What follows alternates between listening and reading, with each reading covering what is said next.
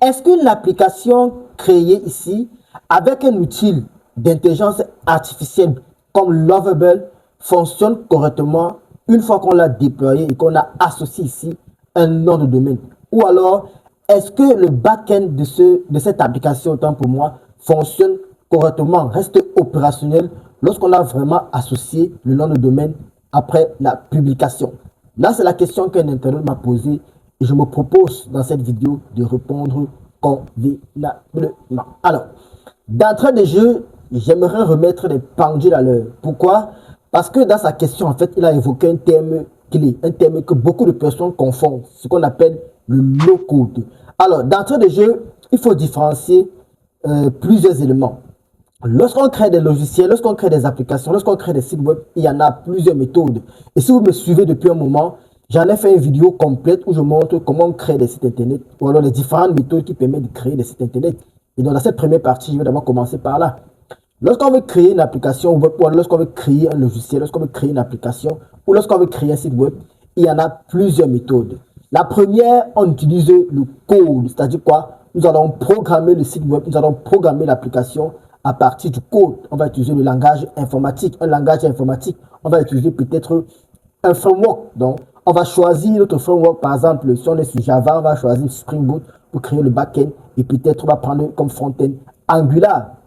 Là, c'est la première méthode. On utilise le code, on va choisir ces technologies, on va choisir un framework par exemple, et tout. Alors, la deuxième méthode maintenant, c'est quoi? La deuxième méthode, c'est ce qu'on appelle en fait ici le no-code. Le no-code est venu ici après le code.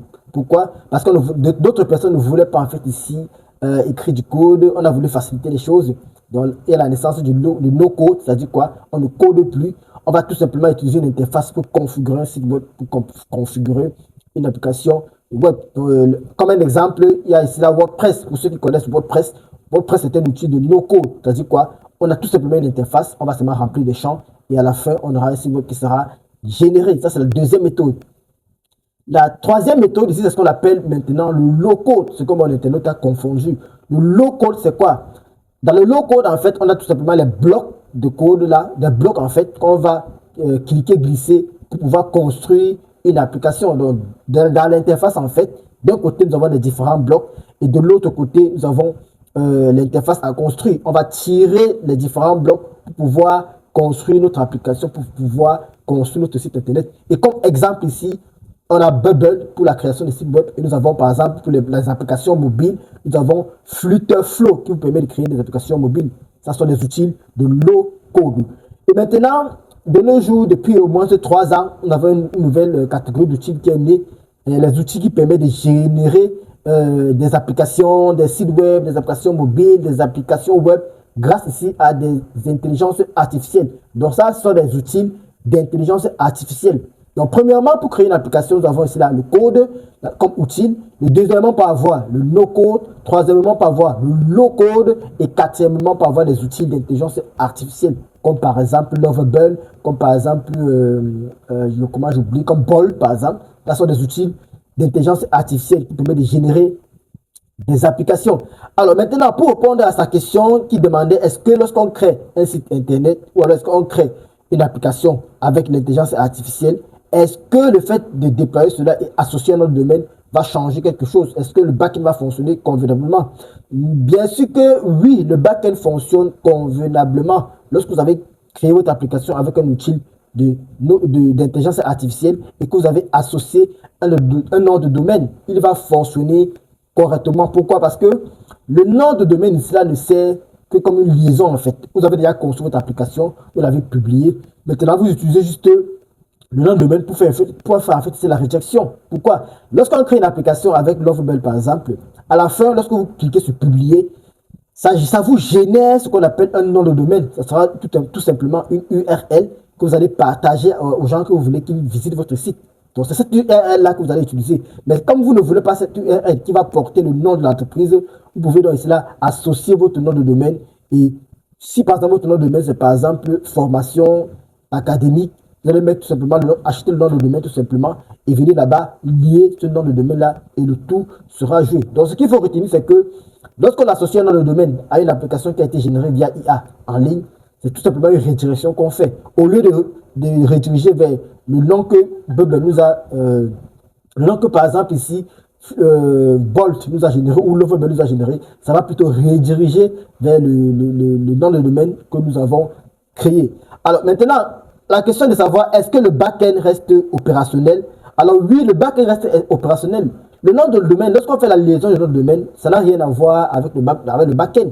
Par exemple, un outil comme Lovable utilise le back-end, un back-end Supabase, une base de données Supabase. Donc, il n'y a rien à voir avec ici le back-end. Donc, retenez que le nom de domaine, en fait, c'est un peu comme une adresse. Donc, par exemple, vous avez une adresse physique. Lorsqu'on veut, par exemple, et vous pouvez changer d'adresse. Lorsqu'on veut vous envoyer, en fait, des choses à travers peut-être la poste, alors vous recevez ça à votre adresse. Et l'adresse, là, vous pouvez changer. C'est la même chose avec le nom de domaine. Quand vous avez un nom de domaine, à tout moment, vous pouvez changer votre nom de domaine. Et à tout moment, vous pouvez également le modifier. Donc, c'est ça en ce qui concerne le back-end. Mais maintenant, il faut faire très attention, en fait, lorsqu'on crée des sites avec l'intelligence artificielle. Lorsqu'on crée un site internet ou lorsqu'on crée une application web avec l'intelligence artificielle, il y a beaucoup de choses qui peuvent arriver. Par exemple, lorsqu'on crée une application internet, une application mobile ou une application web, ou alors un site web tout simplement, normalement, lorsqu'on crée un logiciel, on est amené en fait à faire évoluer le logiciel en question. Et faire évoluer veut dire quoi? On va ajouter des fonctionnalités au fur et à mesure, on va corriger des bugs éventuels, ainsi de suite. Et donc, le principal problème qu'on a avec les intelligences artificielles de nos jours, pour le moment, c'est que ces intelligences artificielles ont tendance à casser en fait le code qui existait après qu'on ait émis en fait des prompts pour les modifications. Donc, par exemple, il y a une fonctionnalité qui ne marche pas bien, je vais la modifier. Lorsque je vais aller saisir mon prompt dans le prompteur, alors qu'est-ce qui va se passer? Il va aller modifier et il va casser ce qui fonctionnait déjà. Ça, c'est le problème courant avec les intelligences artificielles génératives. Et pour résoudre ce problème-là, il y a plusieurs solutions. Premièrement, je vais vous conseiller, par exemple, ici, là, d'utiliser ce qu'on appelle GitHub.